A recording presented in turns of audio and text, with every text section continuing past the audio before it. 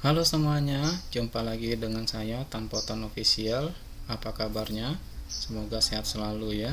Pada kesempatan ini saya akan bawakan materi 1, etika profesi untuk SMA atau SMK kelas 10. KD 3.1 menganalisis entitas yang termasuk dalam sektor industri jasa keuangan dan bidang-bidang usaha serta jenis-jenis kepemilikannya. Materi 1 membahas tentang A. Industri jasa keuangan bank, B. Lembaga keuangan bukan bank.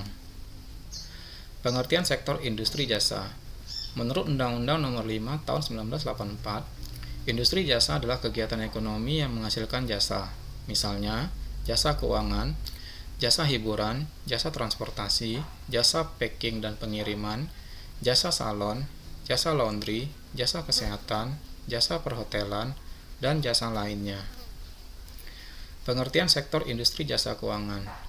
Sektor industri jasa keuangan adalah kegiatan ekonomi yang menghasilkan jasa keuangan. Contohnya, perbankan, pasar modal, perasuransian, dana pensiun, lembaga pembiayaan, koperasi simpan pinjam, dan lain-lain. Menurut Undang-Undang Nomor 21 Tahun 2011, OJK atau Otoritas Jasa Keuangan adalah lembaga independen dan bebas dari campur tangan pihak lain yang mempunyai fungsi, tugas, dan wewenang pengaturan, pengawasan, pemeriksaan, dan penyidikan sebagaimana dimaksud dengan undang-undang ini. Lembaga jasa keuangan adalah lembaga yang melaksanakan kegiatan di sektor perbankan, pasar modal, perasuransian, dana pensiun, lembaga pembiayaan, dan lembaga jasa keuangan lainnya. Dewan Komisioner adalah pimpinan tertinggi OJK yang bersifat kolektif dan kolegial. Kepala Eksekutif adalah anggota Dewan Komisioner yang bertugas memimpin pelaksanaan pengawasan kegiatan jasa keuangan dan melaporkan pelaksanaan tugasnya kepada Dewan Komisioner. Ciri-ciri entitas yang termasuk dalam sektor industri jasa keuangan. 1. Menghasilkan jasa keuangan. 2. Menjual jasa baik secara tunai maupun kredit.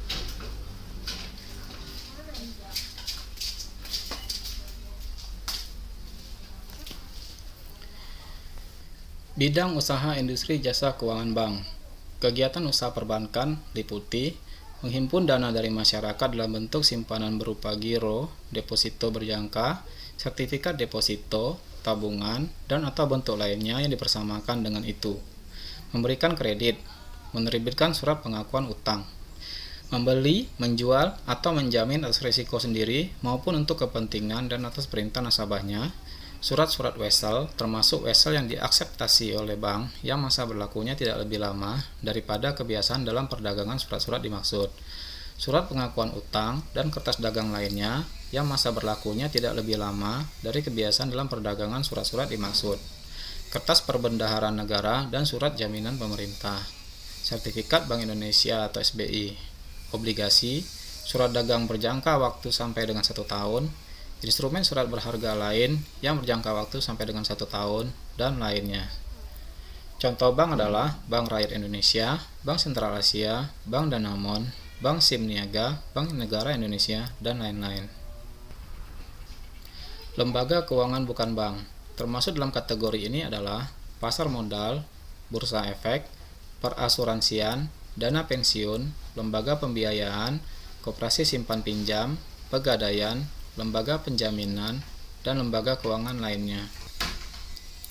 Contoh perasuransian. Asuransi jasa raharja.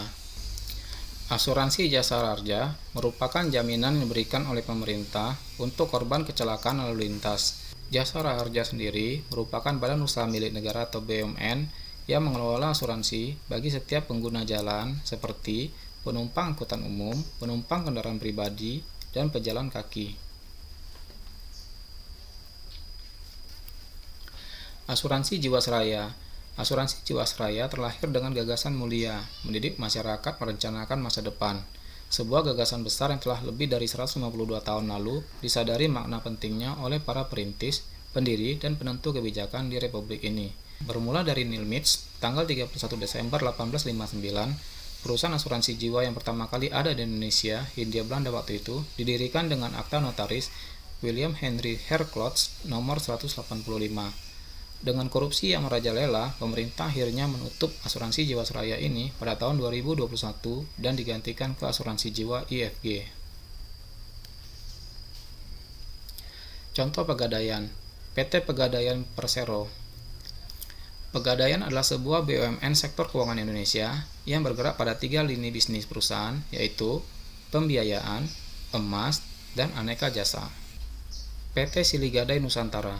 PT Silih Gadai Nusantara merupakan perusahaan pergadaian yang telah resmi terdaftar dan mendapat izin usaha dari OJK. Hal ini dipertegas melalui keputusan Dewan Komisioner OJK nomor Cap 1 D05 2018 tanggal 17 Januari 2018. PT Silih Gadai Nusantara masih beroperasi sampai saat ini.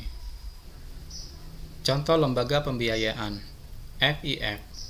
FIF Group adalah perusahaan yang didirikan di Indonesia dengan nama PT Mitra Pusaka Arta Finance pada bulan Mei 1989 oleh Astra yang menyediakan fasilitas pembiayaan konvensional dan syariah. Pasti banyak orang pernah mendengar tentang jasa kredit motor atau mobil menggunakan FIF. WOM, PT Wahana Auto Mitra Multiarta Tbk atau WOM Finance atau perseroan didirikan pada tahun 1982 dengan nama PT Jakarta Tokyo Leasing yang bergerak di bidang pembiayaan sepeda motor, khususnya pembiayaan untuk sepeda motor merek Honda. Perseroan mengubah nama PT Wahana Auto Mitra Multiarta pada tahun 2000 sejalan dengan transformasi bisnis yang dilakukan. Perseroan terus mengalami perkembangan dan tidak hanya melayani pembiayaan sepeda motor merek Honda, namun melayani pula pembiayaan sepeda motor merek Jepang lainnya seperti Yamaha, Suzuki, dan Kawasaki. Kepemilikan. Berdasarkan kepemilikannya, entitas dalam sektor jasa keuangan meliputi entitas milik pemerintah, BUMN atau BUMD, contohnya Bank Rakyat Indonesia, Bank Negara Indonesia, Asuransi Jasara Harja, dan lain-lain. B. Entitas milik swasta, contohnya Bank BCA, Bank SIM Niaga, dan lain-lain. C. Entitas milik asing, misalnya Bank of America, Chase Manhattan Bank, dan lain-lain.